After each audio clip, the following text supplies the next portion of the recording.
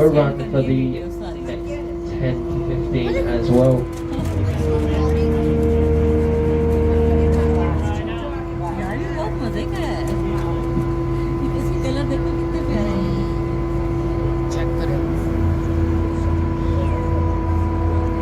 Now guys, welcome to Moore Reef. Moore Reef is about 45 kilometers off the coast of Cairns. Now the reef is a C-shaped reef, and it's not a very big reef. It's only about 10 kilometers long, and it makes up one of 2,900 reef systems here on the Great Barrier Reef. Now the Great Barrier Reef starts down in a town called Bundaberg, which is about, and then works its way all the way up the east coast of Australia, pretty much up to Papua New Guinea. It's about 2,500 kilometers long, and it's football fields. It is the largest living structure on the planet, and it is home to over 1,600 different species of marine life, over 600 different species of corals. Now these corals are put into two categories, so what we are going over now, we're going over a lot of hard coral. Now this hard coral is what we call staghorn, so it kind of looks like the horns of a male deer. Now this staghorn coral, they put all of their energy in up to 15 to 20 side of the vessel now. These are what we call big boulder. There's an anemone fish going past the window there as well. Just on the right hand side we have Nemo just going past the window. Now guys, our boulder corals, these guys don't put so much energy into growing. So they're a lot more robust and a lot more hardy. They don't break very easily, but they only grow about a centimetre or two a year. Now with these big boulder corals, we can call them brain coral. The patterning on them looks like a light layer followed by a dark layer followed by a light layer. And they actually worked out that these layers were corresponding to dry and wet seasons. So they could actually work out how old that piece of coral was by adding up the light and the dark bits of coral on the inside. Now what's on the inside is what we call calcium carbonate, and that forms the structures of all of our coral systems around the world. There's also some anemone fish down on the left hand side there. There is the main structures of our reef systems. And then inside that calcium carbonate, a little animal creates a home. Just down on the right hand side, we've just gone over a big giant clam. So a little animal forms a home inside that calcium carbonate, and this animal is called a polyp. Now in these colonies of polyps, there could be up to 2,000 or 3,000 little animals living inside that calcium carbonate. And then living inside that polyp, there is a small algae. And this algae is generally brown in colour, and it lives inside the coral polyp. And this algae is called zooxanthellae. And what this algae does, he provides food, and he also provides the colour for the algae, for the polyp, sorry. So depending on what algae are living inside what corals, determines those colours. Now on the left we have lots of staghorn, cabbage coral. Looks like lots of cabbage leaves all stuck together. It is also a type of hard coral, but it is very, very brittle. It breaks very easily. It looks like a big cabbage field down there. Coming up on the left hand side as well.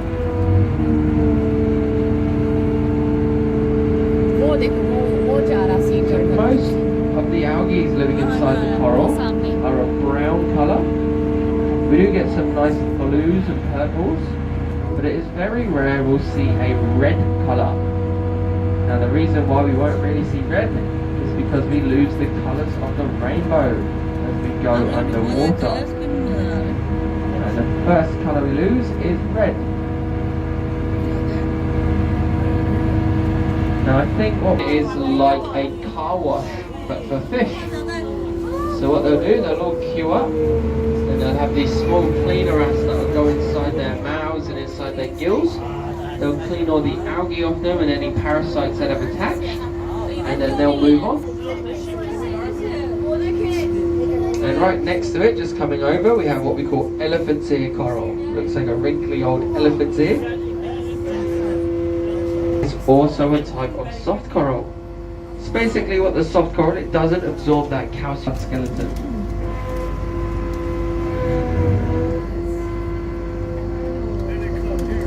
Oh, they're here now. Let's go.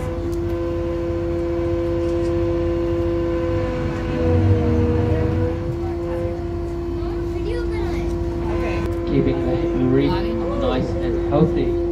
Just on the right hand side there, there's some big fish with nice big eyes. It's called big-eyed sea perch. And then we also have some sweet lips. The sweet lips are the ones with the nice big chunky lips, almost look like they've been to Thailand to get some Botox. Apparently it's cheaper there. Sergeant fish.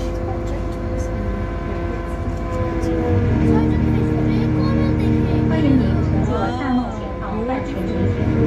如果您希望拍摄到美妙的海下珊瑚世界，请不要使用闪光灯，因为玻璃会反射闪光灯的强光，影响影片成像。如果您对船体的晃动感觉不舒适，及时协助清理伤口。我们看到的在礁石碎沙中发现，下巴上长有触须的灰白色鱼类，叫做山羊类的鱼类，会利用其尖锐的触角搅拌起沙粒，来寻找隔在沙地3线的食物。它们通常其他觅食动植物碎屑的鱼类所追求。您看到的躺在海底的巨大毛虫就是海参，在大堡礁有60到70多海参，它们肤色和形状各不相同，有的色深发紫，有的棕色的，有的略发白色，有的身体上面部有剑，还有的长满了尖刺。它们看起来并不具备观赏性，却对珊瑚礁有着重要的贡献。海参食用沙粒中的动。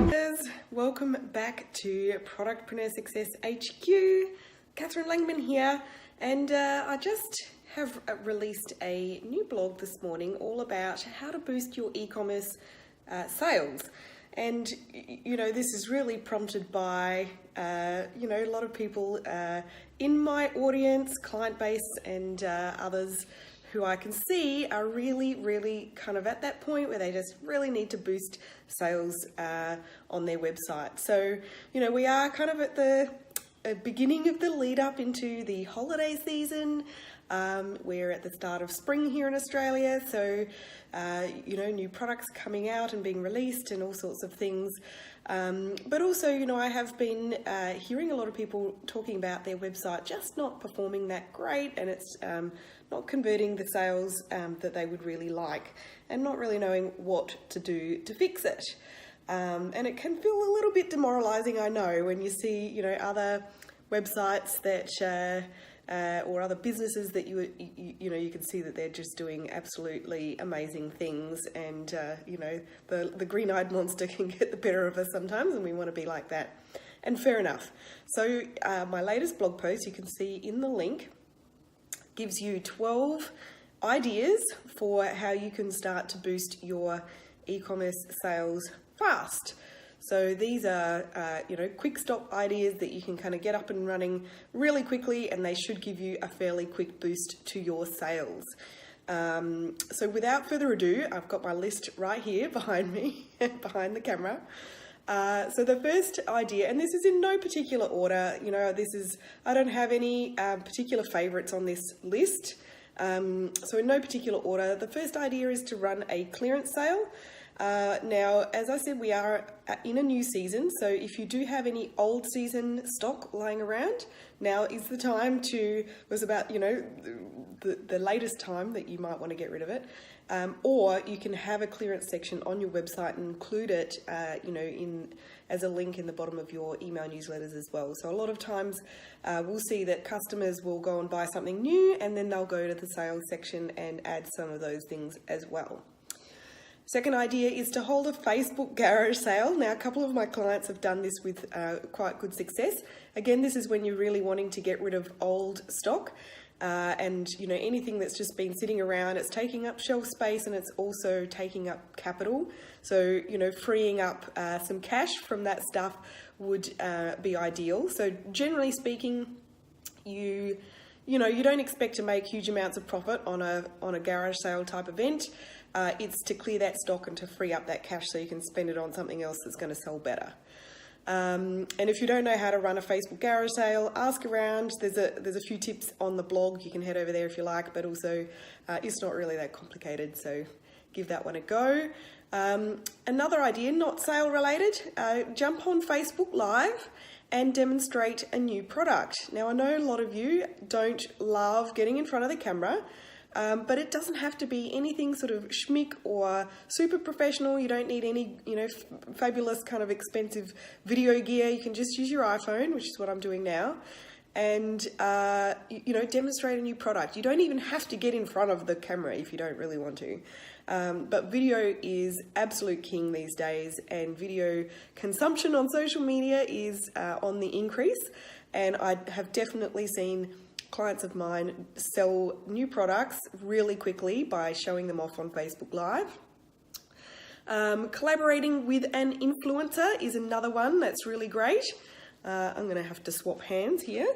So, you know, it's not a new thing to collaborate with an influencer. This is a strategy that's been around for a while now. But where it works is if you are, you know, kind of, it needs to be something that you do sort of several times. So it's not like a one-off type thing that you work with one influencer and then, you know, expect that to be an overnight hit of sales success. So try and kind of make it a regular monthly thing if you are going to give that a go. I have had clients see about 30% spike in sales from regularly, you know, on a monthly basis, working with some good quality influencers that share their customer base. Another one is to run a themed promotion. So themed promotions like Mother's Day, World Environment Day, Breastfeeding Day or Week. I think that's been just recently. You know, coming up, there's obviously Black Friday, Cyber Monday. That's a pretty big campaign. But, you know, themed promotions like, you know, even something like something to do with spring now that we're in spring. You know, pick some kind of an anchor point that you can theme a promotion around. Put together some cool bundles that work with that theme, and pull together some imagery that relates to the theme, and get that out there on social media and email, and of course on your website. What else have I got on my list? Oh, you know, promos like buy 2 get 1 free, that sort of thing. Any kind of bundle that entices a slightly bigger average order value is good for you, but it's, you know, also giving good value to the customer. They usually work really well. Free shipping, that, you know, it is, you know, it's been something that works really well for most of my clients consistently, especially if it's free express shipping. I know express shipping can be expensive in Australia, but if you are able to do it even just like a flash event over a weekend, you should see a good spike of sales from that.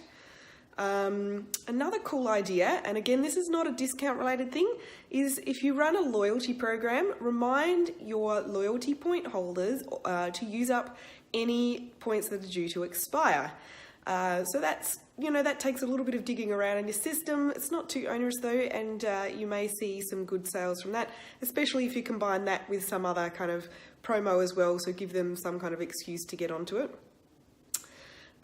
Do a product launch. So I'm a big fan of pulling together, you know, comprehensive product launch campaigns. And, you know, I definitely have some other blogs on my website that you can go and check out if you want to find out a bit more about how to run a solid product launch. But, you know, if you do have anything new, don't just put it out sort of in the mix of a newsletter. Make a big song and dance of the new stuff. Really bring people's attention to what is new and invite them to come and buy it. And if you have several things that are new, don't launch them all at once. Kind of split them up and give everything a little bit of its own attention, if that makes sense. Running a giveaway. Now, how on earth could a giveaway drive sales for you? Well, here is a cool idea. If you have a product that's, you know, one of your most popular products, preferably something that is of a reasonably high value, like a couple of $100, offer that up as a giveaway, run it for a month. Excuse me, I'm at the tail end of a cold at the moment.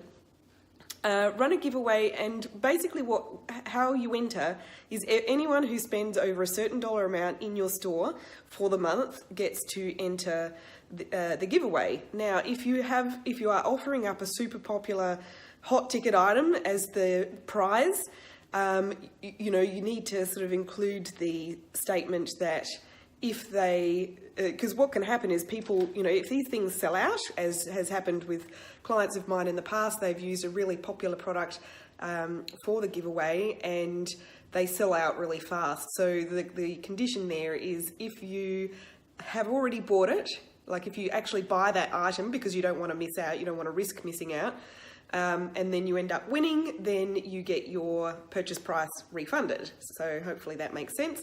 But that can really drive some good sales as well. Getting to the end of the list here, use scarcity. So this really goes for anything that you are doing, but any type of promotion that you are using to drive sales, you must use scarcity. So that means, you know, you need to give an end date to the promotion or the offer or the launch or whatever it is that you are doing. And don't make it too far in the future. Like, try and run it over a period of days or a week. So if you want to make sales now, don't offer this thing for a really long time.